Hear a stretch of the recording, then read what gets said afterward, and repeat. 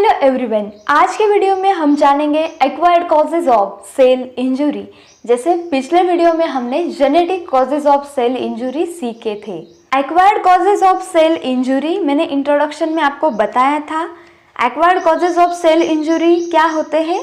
Cell injury के ऐसे reasons होते हैं जो हमारे बर्थ के बाद सेल्स को डैमेज करते हैं, जो पेरेंट्स की तरफ से हमें इनहेरिटेड नहीं होते। For example physical agents, chemicals, infections etcetera. So acquired causes of cell injury नीचे एनलिस्ट किए हैं, जैसे कि hypoxia and ischemia, then physical agents, chemicals and drugs, microbial agents, immunologic agents, nutritional derangements, ageing, psychogenic diseases, iatrogenic causes and idiopathic diseases. Hypoxia and ischemia, जैसे कि हमारी body के different tissues और सेल्स को एनर्जी जनरेशन और metabolic functions के लिए oxygen बहुत ही ज़रूरी होता है। So deficiency of oxygen is known as hypoxia. Hypoxia is the most common cause of cell injury. Hypoxic cell injury, इसका मैकेनिज्म जो मोस्ट कॉमन है वो है reduced supply of blood to cells due to interruption, that is called as इश्केमिया।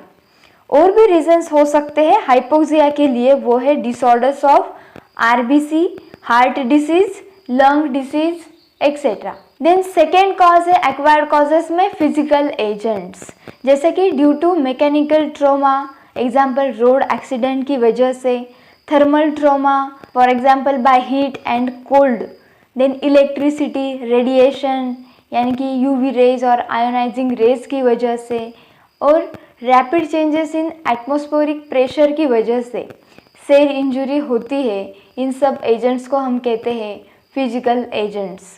Then third cause है acquired causes में chemicals and drugs. Cell injury होती है due to chemicals and drugs. For example chemical poisons such as cyanide, arsenic, mercury, then strong acids and alkalis.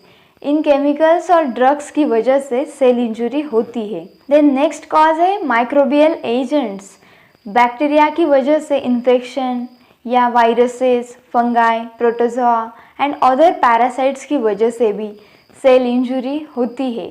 इसे हम कहते हैं microbial agents.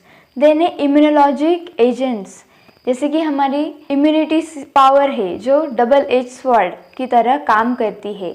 एक तरफ हमारी इम्यून पावर हमें प्रोटेक्ट करती है against various injurious agents, but कभी ये पावर लीथल भी हो सकती है एंड सेल इंजुरी कॉज कर सकती है। For example hyper sensitivity reaction में और ऑटो इम्यून डिसऑर्डर्स में हमारी इम्यून सिस्टम ही लीथल हो सकती है। देन है न्यूट्रिशनल डिरेंजमेंट्स। इसमें क्या आता है? डेफिशिएंसी और एक्सेस ऑफ न्यूट्रिएंट्स की वजह से न्यूट्रिशनल इम्बैलेंस होता है, इससे भी सेल इंजरी कॉज होती है। देन नेक्स्ट कॉज है एजिंग। सेलुलर एजिंग की वजह से सेल का रेप्लिकेशन, रिपेयर की एबिलिटी इम्पेयर्ड हो जाती है। इसका रिजल्ट होता है सेल डेथ। सो ये भी एक रीजन है सेल इंजुरी का। देन है psychogenic diseases, for example drug addiction, alcoholism, smoking की वजह से डिसीज होते हैं, जैसे कि liver damage, chronic bronchitis, lung cancer, peptic ulcer, hypertension, ischemic heart disease etcetera. इन सब साइकोजेनिक डिसीजेस से सेल इंजुरी होती है। देन नेक्स्ट कॉज है iatrogenic causes, example occurrence of disease और death due to error in judgment by the physician and untoward effect of administered therapy, for example drugs और radiation। physician की judgment, इसमें कुछ error आने की वजह से या administered therapy के drugs या radiation की वजह से हमारे ऊपर जो untoward effect होते हैं उसे हम कहते हैं इट्राजेनिक causes। and last acquired causes में idiopathic diseases। idiopathic यानी of unknown cause, इसका हमें रीज़न पता नहीं है। Some diseases exact cause is undetermined. ऐसे कैंसर के बहुत सारे टाइप्स है जिसका रीज़न यानी कॉजेस ऑफ डिसीज या इटियोलॉजी हमें अभी तक भी पता नहीं है, इसे कहते हैं हम इडियोपैथिक डिसीजेस। सो ये थे acquired causes of cell injury. Acquired causes क्या होते हैं? सेल इंजुरी के ऐसे रीजंस जो हमारे बर्थ के बाद सेल इंजुरी कॉज करते हैं, जो हमें हमारे पेरेंट्स की तरफ से इनहेरिटेड नहीं होते। इसे हम एग्जाम्पल अभी देखे हैं। तो अगले वीडियो में हम जानेंगे पैथोजेनेसिस।